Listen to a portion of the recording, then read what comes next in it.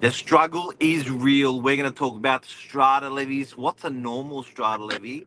And if landlords out there are experiencing high strata levies and how they're getting through it. Stay tuned.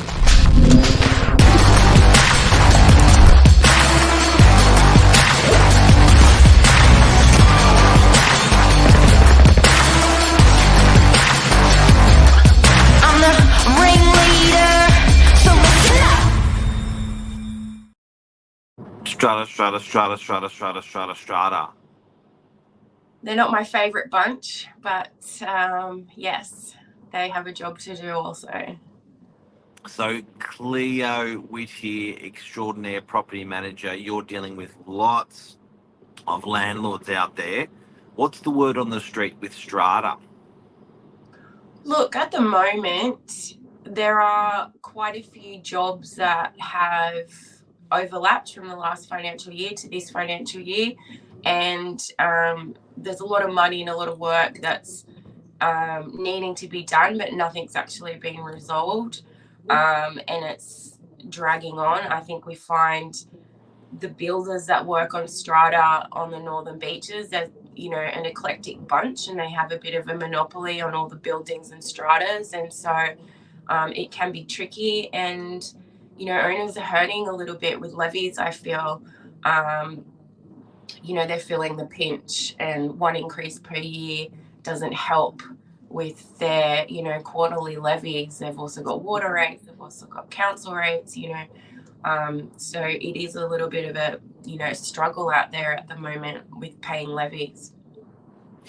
And with these levies that are coming through, are they sort of the regular levies, or why are they higher? Is it because of the building works, or is it just because the cost of insurance and living is higher? Yeah. Look, everything's gone up. I'm sure at all the EGMs, AGMs, when they're discussing budgets, just like everything's gone up, goods and services, interest rates, everything associated with, managing a building also goes up.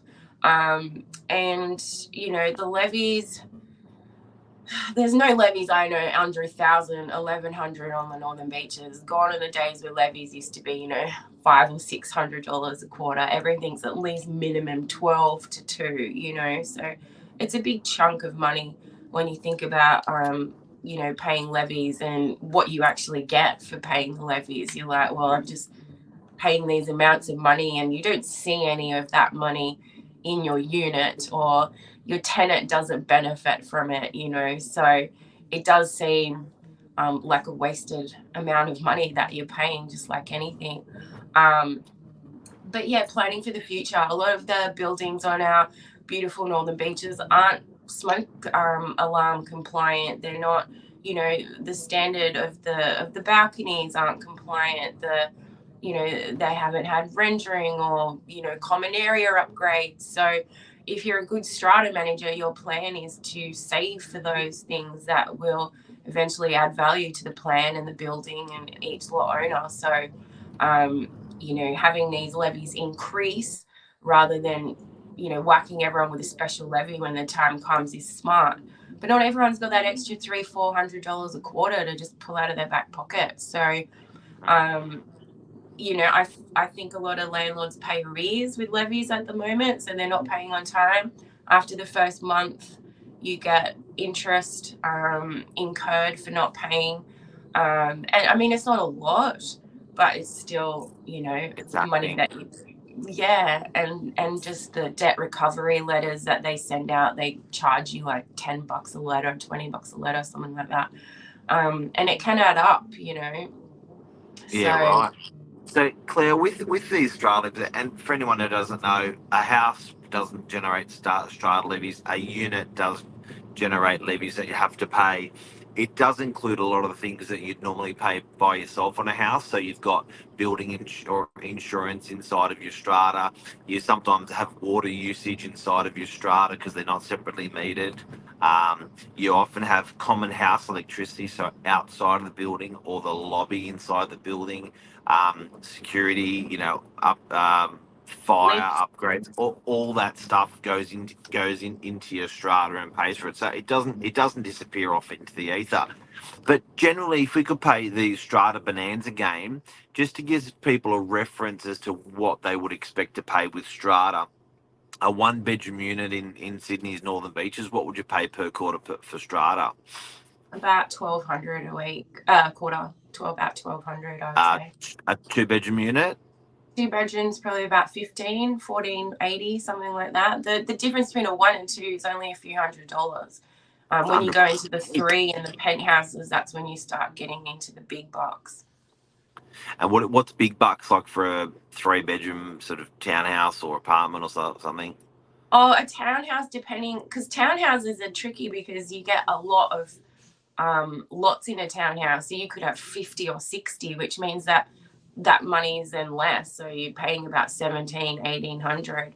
But if you're in a unit block like Meriton and you're a 3 bedroom and it's got a lift and all that sort of stuff, compared to a I don't know, a double brick townhouse complex, you're paying a lot more for a Meriton in Strata for sure. There's more things to look after. To do. Yeah. So look, it's a significant chunk out of one's budget. $100 a week is going just into your strata. You haven't even paid your interest rates on the back of this. So there is a bit of struggleness out there at the moment with strata, but it must be quite damning when a remedial bill comes in, or when what are the types of surprise works that you're seeing with landlords out there at the moment? We go, oh shit! So I think you mentioned fire upgrades was one of them. Yeah, so having the building compliant now, so it's up to standard, is a big chunk. What they do is they put this back to base sort of monitoring smoke alarm system in the common area that has to be wired through all the units. It's then maintained. It's a cost. A lot of these units, whether they're concrete, Besser block, gyprock, whatever they are, they're sometimes the capabilities of having this thing installed means you have to do all these modifications to the common area, to the units individually. This can take time. It takes money. People to come back, they charge to go and quote, they charge to write up a report. Some of these reports cost thousands of dollars. You're paying for structural engineers to come out. If you've got scaffolding involved, I didn't realize how much scaffolding costs just to put around an entire building. Over $100,000, like in the entirety of the strata plan. I mean, everyone pays an individual amount, but I was thinking, oh my God, how much could that be? It's just like a bit of, tracks and steel rods around the property, but it costs a lot. Yeah. The scaffolding. So when these works are done to the building, I guess it's being remedial works. You don't really make money from it either, because often the building just looks the same as it was before they started. They just go in, fix it, and rip in and rip out. So it's sort of dead money, I guess. It is, but if you're purchasing as well a property that's older and you do your due diligence as the purchaser, you look at things like the strata report, what's in it, what works are coming up, what's been done. Like it would be smart to ask those questions so you know what you're up for. A property that's had everything done, meaning that the balconies are up to spec, the common areas, there's no concrete cans, all of that stuff's been done.